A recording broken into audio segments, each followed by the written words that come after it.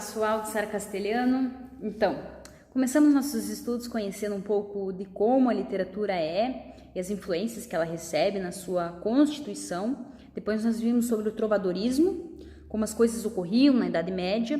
Agora nós chegamos no humanismo, que é uma escola de transição. Uma escola de transição que ela vai marcar. Então, pessoal, será entre a Idade Média, que é o período medieval, para o Renascimento, no qual vai haver o classicismo, que veremos adiante nas próximas aulas. Ou seja, um processo de transformação. Até se formos levar em consideração os séculos do humanismo com as escolas anteriores, que é o trovadorismo no caso, notaremos que o trovadorismo estará no final de sua existência e o humanismo vai estar iniciando, marcando bem o processo de transição. Outro fator importante de destacar é que o pensamento humanista surge na Itália pelo século XV e vai ganhar sua difusão pela Europa no período do Renascimento, que é o período marcado pela existência do classicismo, que é a nossa próxima escola literária, reiterando novamente o modo como há essa transição entre escolas literárias. Algo importante que marcará o humanismo é a mudança do pensamento em relação a Deus. Lembram que no trovadorismo tínhamos Deus como o centro do universo, ou seja, um pensamento teocêntrico? No humanismo haverá a ascensão do pensamento antropocêntrico. O homem agora será o centro do universo. É por isso que há necessidade de mudar de escola literária, pois os pensamentos da época já não condizem mais com a ideia da população no momento. Mas qual é o objetivo do antropocentrismo? Esse pensamento vai se preocupar mais com as necessidades humanas do que com as vontades da igreja. Na época do humanismo, surgirá um cara muito importante para a linha de pensamento, que é o Martinho Lutero, conhecido por ser a base teológica da igreja luterana que conhecemos hoje em dia. Foi também decisivo para o pensamento antropocêntrico, apesar de que Lutero não queria um rompimento com a religião católica e com Deus.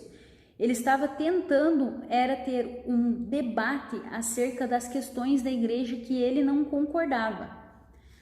Martinho Lutero conseguiu apoio dos humanistas por ser um dos líderes da Reforma Protestante. Lutero escreveu as 95 teses, que foram um marco inicial dessa reforma. Dentre as 95 teses, algumas chamavam a atenção dos humanistas, que uma delas era: erram, portanto, os pregadores de indulgências, que afirmam que a pessoa é absolvida de toda a pena e salva pela indulgência do Papa. O que seriam as indulgências, pessoal? Na época, a igreja afirmava que as pessoas precisavam comprar um lugar no céu, fazendo com que os fiéis dessem seu dinheiro para a igreja para então comprar uma indulgência para conseguir ir para o céu. Ou seja, quando Lutero diz que erram os pregadores de indulgência, ele está dando embasamento para os humanistas romperem com essas imposições católicas. Então, partindo disso tudo que eu já falei, quais são as principais características do humanismo? Então, primeiro é a transição da Idade Média ao Renascimento. Também haverá uma valorização do ser humano. Também ocorrerá nessa época o surgimento da burguesia. Aqui lembrando que as pessoas, após seguir os ensinamentos de Lutero, quando elas param de pagar as indulgências, elas vão começar a ter condições de crescer financeiramente, formando uma nova classe social, que é os burgueses, a burguesia. Então, temos também o pensamento antropocêntrico, deixando de lado então aquele pensamento teocêntrico. Também tem uma valorização das emoções humanas, que agora os escritores eles param de levar em conta a questão espiritual e começam a dar mais atenção para as emoções humanas. E dessa forma há um afastamento dos dogmas. Então também haverá nessa época uma valorização de opiniões diferentes. Muitos escritores vão escrever mostrando contrastes entre formas de pensar. E também ao racionalismo, que é bem essa ideia de parar de pensar no espiritual e pensar mais na razão.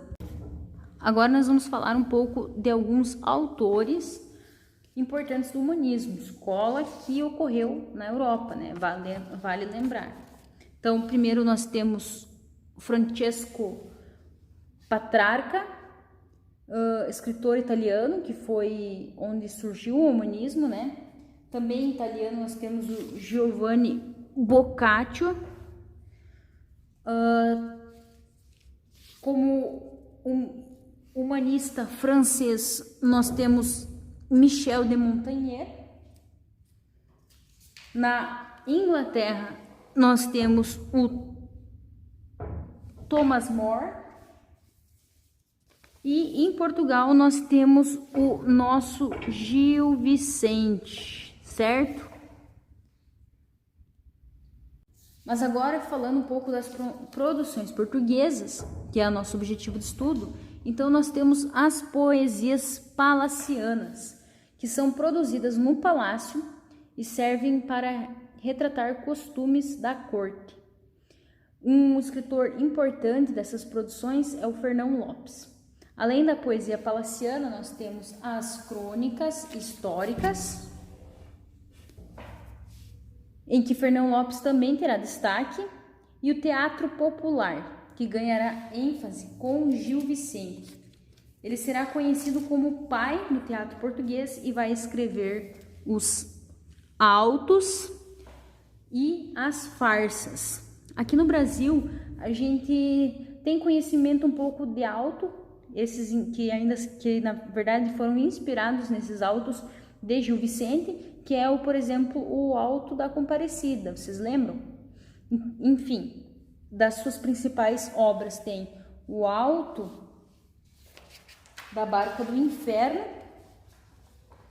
que vai falar de uma barca que vai para o inferno e uma barca que vai para o céu, reiterando aquela ideia de contrastes entre ideias, e uma farsa de Inês Pereira, que é uma farsa mais cômica, mais voltada ao humor.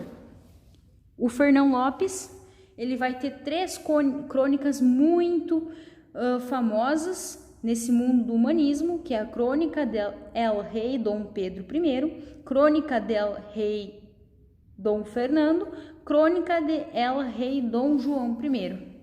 Então, pessoal, sobre o humanismo por hoje é só. Eu espero que vocês tenham gostado, espero que vocês estejam estudando muito.